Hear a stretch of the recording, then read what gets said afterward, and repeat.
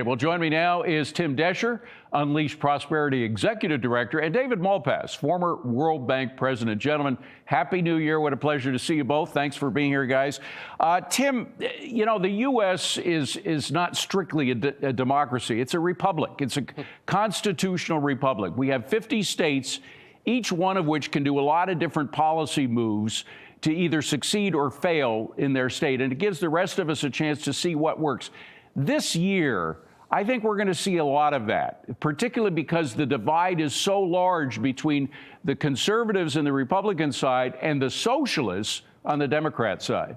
Yeah, it's an incredible thing, and I think that you're going to see that in continuing watching people vote with their feet. Look, we can still move in this country. We still have the freedom of mobility, and yet you hear states like California and New York debating whether or not they should continue to raise taxes on those who create jobs and those who have businesses there. They're relying on altars that they have built in the past for future success, and that is not a way for prosperity. You see people moving, in California, they're debating a billionaire's tax there, David. 1.6 million people have left in the last 10 years alone for greener pastures in red states, and they've taken their income with them. This is devastating, and you can't tax your way to prosperity. That's the basic lesson here. Yeah, it is. And David, just expanding this concept of these little experiments all over the United States, it's happening all over the world, too. I mean, you used to cover the world as World Bank president. I mean, you have so many countries now who have tried the socialist way and seen that it doesn't work all over. Of course, Latin America is the closest example for this country, and you have a lot of countries now moving away from it: Argentina, Chile, Bolivia, possibly coming up, Colombia and Venezuela as well. I mean, it seems like the world has decided what works and what doesn't work. Some are restricted because it's a totalitarian government holding them in their place, but those who have the freedom to choose are not choosing too often the socialist model, are they? No, they aren't, David. Happy New Year. We saw the UK try to do a wealth tax, and people just left. We know what collectivism is. That's what Mamdani is pushing in New York.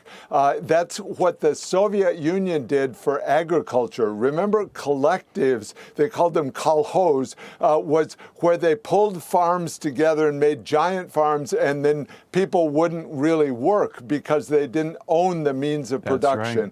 Right. And so this is the road to disaster. A famous economist called it the road to serfdom. And that's what they're following. Yeah. Both California is doing that. So it's not only this issue of people moving out, but it's also that new investment won't come in to an environment where you're going to tax wealth. That's clear in all economic history, and they're wrong to go in this direction, and it won't work. Tim, I'm just curious, did The Road to Serfdom by Friedrich Hayek, did that change you? Did you read it?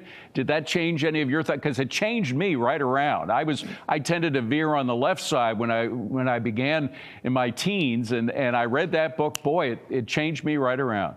Well, it did change me, but you know who changed me first was Rush Limbaugh, because he's the one that told me to read it. He's the one that told me to read Friedman. He's the one that told me to look up Art Laffer. He's the one that told me about Stephen Moore. He is the one that helped be my on-ramp to these ideas. And yes, they do change you. But the thing I'm worried about, David, here is now that you don't just see Mamdani bringing his economic policy, you see him bringing his education policy to that, which means an entire generation of kids are going to be indoctrinated with socialism. Now, they've gone socialist already in the education system there, but now with the person that they have in charge, it's full boosters, man. Yeah, you know, I'm willing to bet that Mamdani never read The Road to Serfdom. Maybe that would turn him around. Who knows?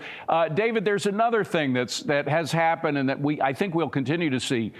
President Trump has sort of not delegitimized, but at least put these globalist powers on the back seat rather than driving a car, which suits me just fine. I never thought the eggheads at no offense, but at the World Bank, you had to deal with a lot of those economists. You see the same kind of economists at the Fed, and of course the United Nations. which is the granddaddy of them all, would I think send us all to ruin if they were in control. The whole concept that one group of bureaucrats, whether they're the European Parliament or somebody in New York, doesn't matter, that they can control our lives better than we can control them for ourselves. I think they are losing ground and will continue to do so this year, don't you? I think they should lose ground. I don't think they are. They're all getting bigger, Really? David. I know we want to think that they're under control, but when you look at it, the regulations are still pouring out of them and out of the European Union. That's one reason that President Trump has wanted to have tariffs as a tool for negotiation. So I think it's really important that people recognize that while we all are cheering on for progress, the reality is deeply entrenched state system that's still dominant in much of the world. That's got to be stopped. One of the areas I think we need to redouble our vigor on is sound money and lower tax rates. Those are things that we know work, and we need to do that. Capital gains tax, can I say, I think our rate is too high. We're above the Laffer curve on the cap gains rate, and if it were lowered, we would get a windfall of revenues to the federal government, and we'd also get a windfall of growth into the economy just in time for the midterm election. How about indexing those to inflation, those cap gains rates to inflation? We can talk about that, but Tim, I don't want to let something go that I just heard from David. You have to unpack what David says, because he says so much in a little bit of time.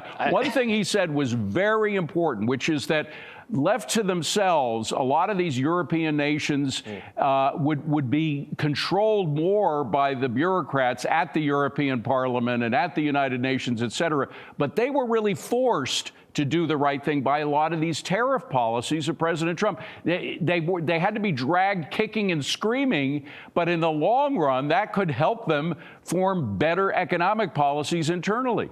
Well, we hope that translates, like you said, to domestic policy, because, look, we know in the UK, and we talk about this, David, all the time, they have members of parliament there, but the bureaucracy is really the one that says, no, you can't raise taxes because of whatever Keynesian policies we are applying to your metrics for saying we need to cut taxes. So as long as those bureaucrats have power, as long as there is breath in their lungs, they will speak out against with the religious dogma of the left and kill pro-growth policies. And so, yes, we can hope, but it's really going to have to be some pain, I think, before you start to see the gain, and I'm praying it's not that bad. Well, David, there are always going to be snake oil salesmen, and people are vulnerable to the message of these socialist globalists who are around the world, and we have them here as well, of course. I think of Gavin Newsom. He's very slick. He knows how to sell a message, even if the message is bad. He sells the sizzle rather than the steak because there is no steak there, but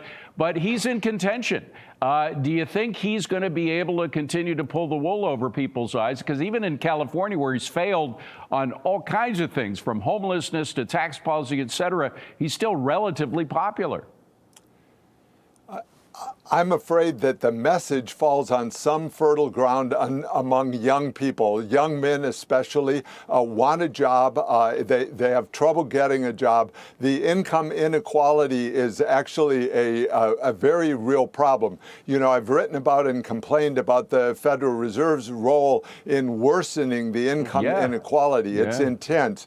And it means that the wealth goes to the top, and then the answer from California, from Gavin Newsom, is to say, well, let's just tax the wealth. Right. That's not a solution at all. You have to look at the underlying causes. Right. And I think there's a lot of work to be done. We could look at a capital gains tax cut as a way to get more investment. Yeah. And by the way, to the comment about indexing, it's not nearly as good as a cut in the capital gains rate. Just a flat cut would be better. All right, finally, Tim, they're giving me a wrap, but I have to throw this in because it relates to what David's talking about, the affordability question.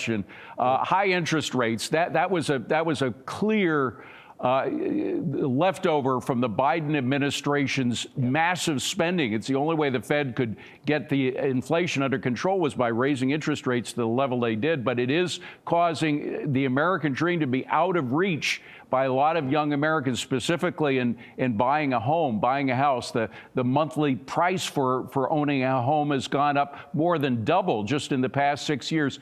Could we get that under control? Could interest rates come down to bring the American dream back within reach of young Americans in 26? Yeah, I think that we can do that, but it's got to be a combination of both the Fed rates, but also and federal regulation as well. There's a lot of green permits and building permits that you have to apply for that are bad. But I will say this: if you make America like Ohio, where you could still get a house for under 300 grand and fit your entire family and then have some room for a drum set in the basement. That's exactly the kind of policies that the states need to apply, David. It has to come from a local level as well. And if we're not doing that, if we're being foolish about how we use our land and how we build our buildings and our homes, well, then we're not going to fix this problem in New York or in California or elsewhere. So we got to look to places like Ohio where it's affordable. Quick last word, David. And in energy production. They do that in Ohio, and it helps a lot. Yes, absolutely. I wish the New Yorkers could understand that, the people in charge anyway. Gentlemen, great to see you. Happy New Year again. Tim and David, appreciate you being here.